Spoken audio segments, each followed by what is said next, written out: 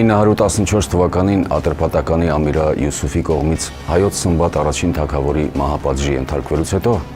ամբողջ սրությամբ դրված էր հայոց թագավորության լինել-չլինելու հարցը։ Հայաստանը պառակտված էր, երկիրն անընդհատ ասպատակություններ էր ենթարկվում։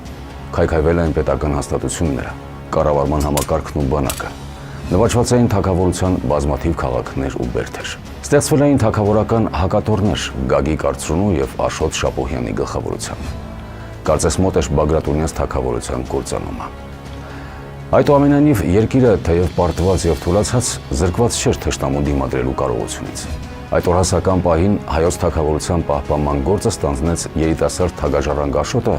որին վիճակված էր պայքարել թե արտաքին եւ թե ներքին ուժերի դեմ։ Աշոտը դեռ հոր Սմբատ առաջին թագավորի նահատակությունից հետո իր եղբայր Աբասի հետ պարտիզանական մարտերի, հանկարծակի ու հուժկու հարվածների միջոցով փորձում էր շտկել իրավիճակը։ Հետագա հաղթանակների համար անհրաժեշտ հիմքեր ստեղծելու նպատակով թագաժառանգը ձեռնամուխ եղավ ամրոցների պարիսպների նորոգմանը, դրանցում կայազորների տեղակայմանն ու զորագնդերի մատակարարման համար պարեն պաշարելու։ Նախապատրաստական աշխատանքներից հետո արդեն Աշոտ Բագրատունին նախահարձակ եղավ։ Նախ անսպասելի հարձակվեց Բագրևանդի մեծաթիվ զորամասերի վրա եւ ջախջախեց նրանց։ Շիրակում տեղակայված արաբական ուժերը նույնպես ջախջախվեցին,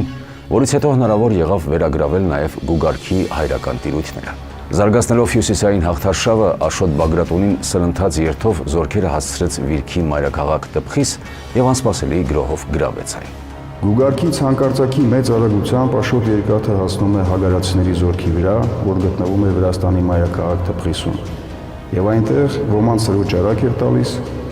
իսկ պատվական մարդկանցից ոմանց բռնելով շղթայակապ պահում էր բանտում, որպեսզի գրավաթափ անելով նրանց փոխանակեր այն քրիստոնյաների հետ, որոնք բռնված էին չար ոստիկանի ձեռքով։ Հովհաննես Դրասխանակերտցի, պատմություն հայոց։ Հաջորդ Աղստևի հովտում արաբական զորագնդի ջախջախումից հետո մեծ ոգևորություն առաջացավ երկրում։ Պայքարն արագորեն ծավալվեց հյուսիսային եւ հարավ-արևելյան շրջաններից, ներառյալ Անիից, Դվինից եւ Սյունիքից, արևմուտքից եւ հարավից դեպի Վասպուրական եւ Վանա լճի ավազան։ Հայերի բազմաքայլ ռազմավարության եւ սրընթաց ու անսպասելի հարձակումներից թշնամին կորցրել էր իր մարտունակությունը եւ ուշքի չէր գալիս։ Արդյունքում նույն 914 թվականին հայավականու կողմից վերջապես թագաժառանգ Աշոտը ճանաչվեց հայոց թագավոր։ Եվ գահը օրինականացվեց արդեն վրաց Ատրներսե երկրորդ թագավորի կողմից նրա թագադրմամբ։ Այսպիսով Աշոտը համառ մարտերի եւ ճկուն ռազմավարության շնորհիվ արժանի դարձավ հոր գահին, իսկ խիզախության եւ տոկունության շնորհիվ ստացավ երկաթ պատվանունը։ Իրավիճակը սակայն չկայունացավ։ Ձգձգվող պատերազմները, ապստամբություններն ու բնական արհավիրքները մարդակերության հասնող սովը հարցականի տակ էին դրել ձեռք բերված հաջողությունները։ Հայկական բուֆերային գոտու հավանական կորուստը վտանգավոր իրավիճակ էր ստեղծում եւ Բյուզանդիայի համար։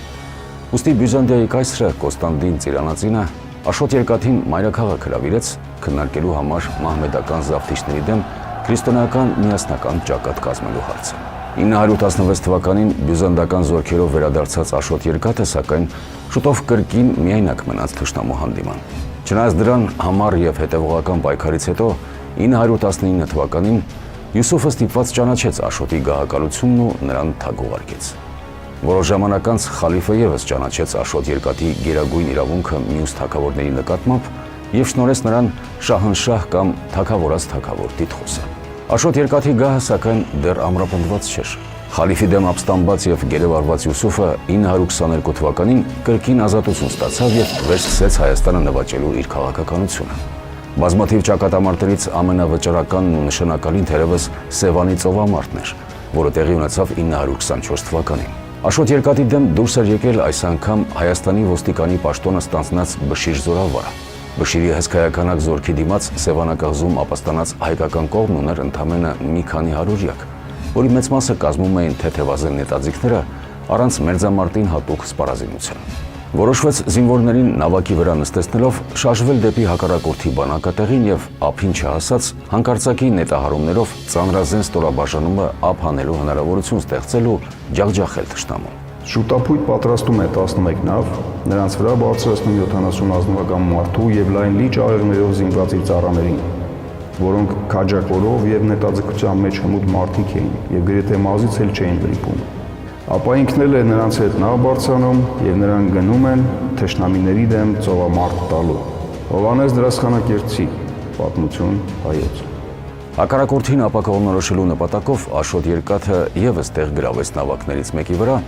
իր հետ վերցնելով արքայական դրոշը։ Բշրին թվում էր, թե արքան շքախմբի ուղեկցությամբ գալիս էր հանձնվելու։ Մինչդեռ ափից ոչ մեծ հեռավորության վրա նավակները անսպասելորեն դադարեցրին առաջխաղացումը եւ սկսվեց նետահարությունը։ Բշիրին չհաջողվեց իմի բերել խուճապահար փախչող զինվորներին եւ մարտակարգ ձևավորել։ Հակահարձակման հնարավորություն ձեռքված թշնամու ջախջախումը կատարյալ էր։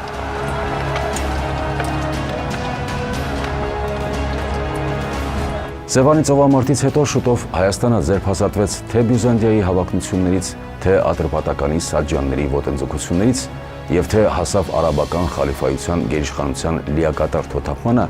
հրաժարվելով անգամ խիստ կրճատված հարկերը վճարելուց։ Այսպիսով, Աշոտ Երկաթի համառ պայքարի շնորհիվ Բագրատունյաց թագավորությունը այլևս ամրապնդված էր եւ երկիրը թևակողեց տնտեսական ու մշակութային բարգավաճման ուղին։